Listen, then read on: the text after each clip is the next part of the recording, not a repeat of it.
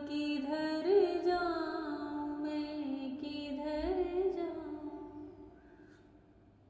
अब किधर जाऊं मैं, किधर जाऊं। ना मैं धन चाहूं ना रतन चाहूं, नाम धन चाहूं ना रतन चाहूं।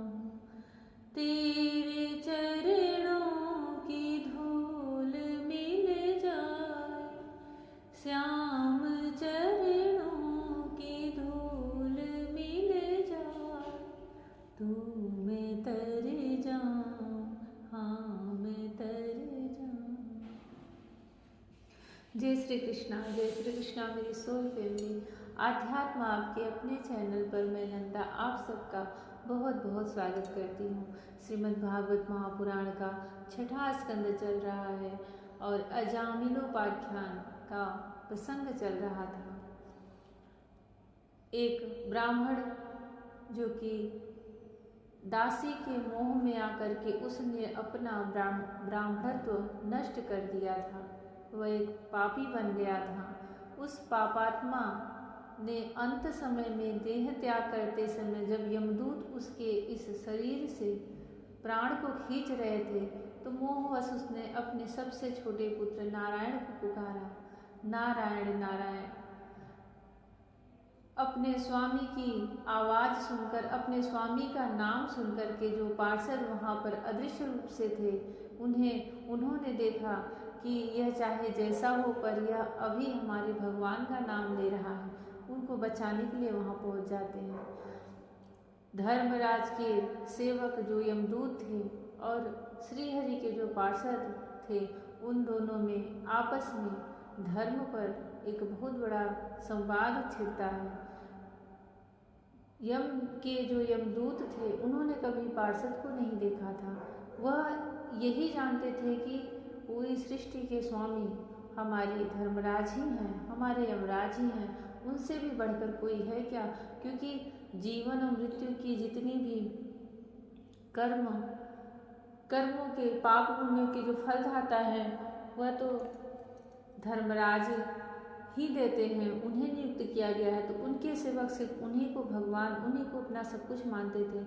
उन्हें यह भी नहीं ज्ञान था कि इससे बाहर भी कोई है जो हमारे स्वामी यमराज को भी चलाते हैं। यमराज उनके डर से, उनके भय से अपना यह कार्य करते हैं, सही सबके कर्मों का फल देते हैं। क्योंकि अगर उन्हें भी किसी का भय न हो तो वह भी सबके कर्मों के फल देने में ऊंच नीच कर दें।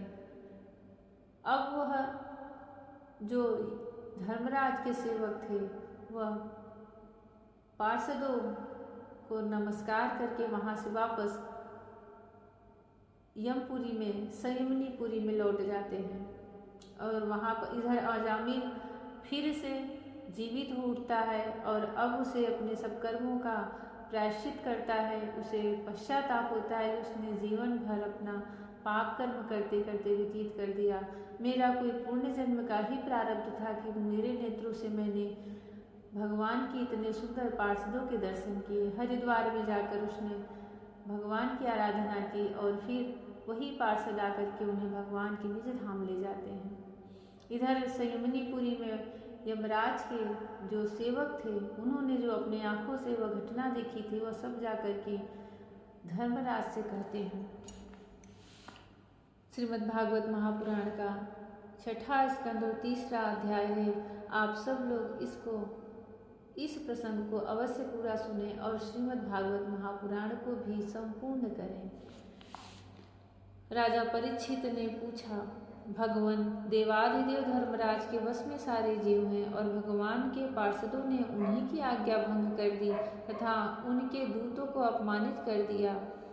जब उनके दूतों ने यमपुरी में जाकर उनसे अजामिल का वृत्तांत का सुनाया, तब सब कुछ सुनकर उन्होंने अपने दूतों से क्या कहा, ऋषिवर, मैंने पहले यह बात कभी नहीं सुनी कि किसी ने किसी भी कारण से धर्मराज के शासन का उल्लंघन किया हो। भगवान, इस विषय में लोग बहुत संदेह करेंगे और उसका निवारण कर निवारण आपके अतिरिक्त दूसरा कोई नहीं कर सकता, ऐसा मेरा निश्चय है।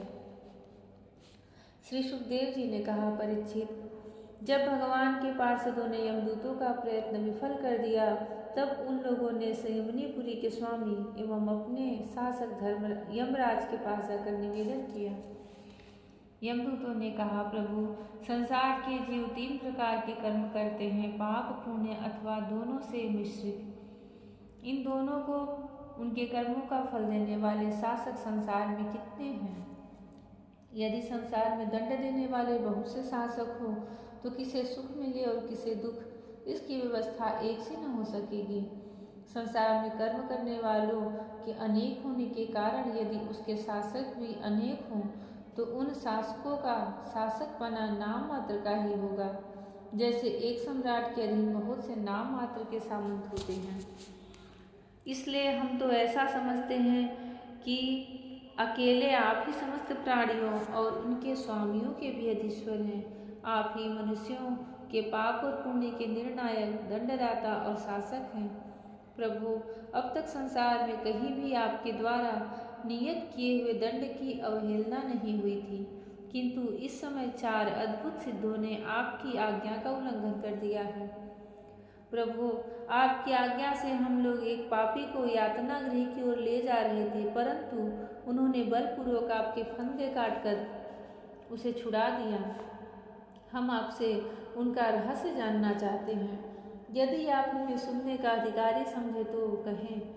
प्रभु, बड़े ही आश्चर्य की बात हुई कि इधर तो अजामिल के मुंह से नारायण यह शब्द निकला और उधर वे डरो मत कहते हुए झटपट वहां आ पहुंचे।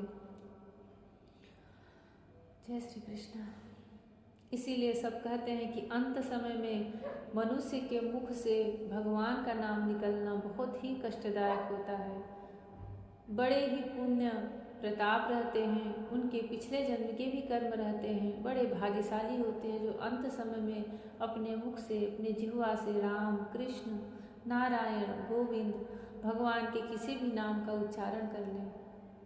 क्योंकि अंत समय में जीव को माया इतनी प्रबल तरीके से घेर लेती है कि वह सब भगवान को भूल के सब कुछ उसे याद रहता है और उस याद में पीड़ा में वह तड़प उठता है। उसे अपना धन, अपनी संतान, पति या पत्नी, घर, सब कुछ याद आएगा और वह छूटते समय उसे अंदर से बड़ी पीड़ा होती है, बहुत तड़पता है जी, पर भगवान का नाम मुख से नहीं निकलता। इसलिए सब कहते हैं आदत डाल लो, ऐसी आदत डालो नाम की, भगवान नाम की, कि नींद में भी आप उन्हीं का नाम लो, उठते बैठते चलते फिरते, ताकि अंत कभी भी आए, किसी भी समय आपके मुख से भगवान श्री हरि का ही नाम निकले। इससे बड़ा उदाहरण और क्या हो सकता है? भागवत में अजामिल के जो चरित्र चल रहा है, इससे बड़ा भगवान के नाम की महिमा और क्या ही हो सकती है। श्री सुखदेव जी कहते हैं, जब दूतों ने इस प्रकार प्रश्न किया तब देव शिरोमणि प्रजा के शासक भगवान यमराज ने प्रसन्न होकर श्रीहरि के चरण कमलों का स्मरण करते हुए उनसे कहा। यमराज ने कहा, मेरे अतिरिक्त एक और ही चराचर जगत के स्वामी हैं, उन्हीं में यह संपूर्ण जगत सूत में वस्त्र के समान ओतप्रोत है। उन्हीं के अंश से ब्रह्मा, विष्णु और शंकर इस जगत की उत्पत्ति, स्थिति तथा प्रलय करते हैं। उन्हीं ने इस सारे संसार को नथे हुए बैल के समान अपने अधीन कर रखा है। मेरे प्यारे दूतों, जैसे किसान अपने बैलों को पहले छोटी छोटी रस्सियों में बांध कर फिर उन रस्सियों को एक बड़ी आड़ी रस्सी में बांध देता है, वैसे ही जगदीश्वर भगवान ने भी ब्रह्मणादि वर्ण और ब्रह्मचर्य आदि आश्रम रूप छोटी छोटी नाम की रस्सियों में बांध कर फिर सब नामों को वेदवाड़ी रूप बड़ी रस्सी में बांध रखा है। इस प्रकार सारे जीव नाम एक कर्म रूप बंधन में बंधे हुए भयभीत होकर उन्हें ही अपना सर्वस्व भेंट कर रहे हैं। दूतों, मैं इंद्र, निरति, वरुण, चंद्रमा, अग्नि, शंकर, वायु, सूर्य, ब्रह्मा, 12 आदित्य, विश्व देवता, 8 वसु, साध्य, 49 मरुत, सिद्ध, 11 रुद्र, रजोगुण एवं तमोगुण से रहित भृगु, आदि प्रजापति और बड़े बड़े देवता, ये सब के सब सत्व प्रधान होने पर भी उनकी माया के अधीन है तथा भगवान कब क्या किस रूप में करना चाहते हैं इस बात को नहीं जानते, तब दूसरों की तो बात ही क्या है।